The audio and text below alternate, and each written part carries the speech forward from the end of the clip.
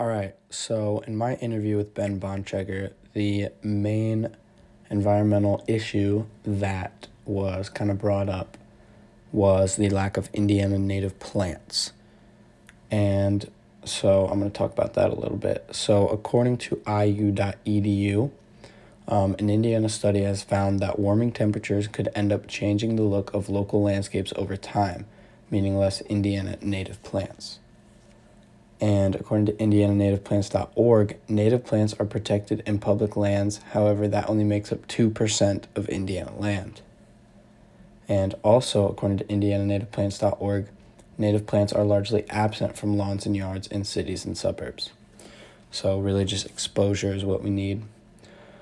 Again, IndianaNativePlants.org, we need a critical mass of native plants in interconnected corridors throughout the state to sustain the web of life. And finally, from IndianaNativePlants.org again, the best and easiest way to help is planting native species in your own backyard. We've done a fair number of projects over the last number of years. I think we've been out here since 2006, so I guess that's what, 17 years? One of the first, so this was a field when we came out here. It was a tiled, drained field, and corn was planted in it. It was about, 15 acres, something like that, 18 acres. There was one tree on the fence row over here. That was it. And I've always had an interest in restoring ground to like native landscapes, native prairie, native trees. And so one of the first things we did to get started was started planting trees. We planted a lot of maple trees along the front of the property, and then later on, about a year or two after we'd been here, that's when we planted the native prairie grass out there. It was a grass and wildflower mix, and it was about 5 acres to get started with. And we've had a lot of fun managing that, doing burnings sometimes to promote the growth. Some other projects we've done, I could talk about them more in depth when you want to, but we planted 6 acres of hardwood trees, all native trees to Indiana.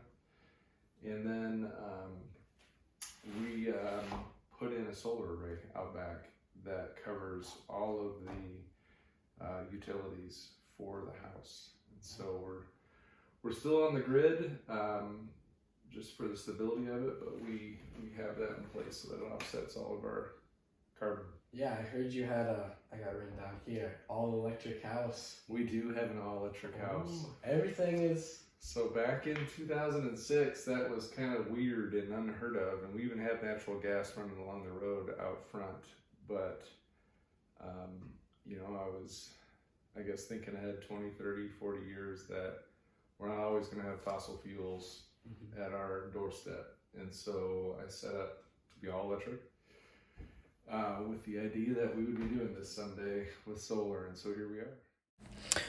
And another thing that Ben told me about during this interview was something called tree printing, which he really likes to do.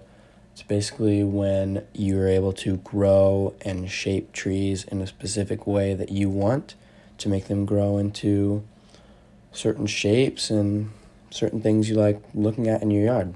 I thought it was really cool. And so I'm going to leave you with a verse here, Psalm 24, verse 1. The earth is the Lord's and all its fullness. Thank you.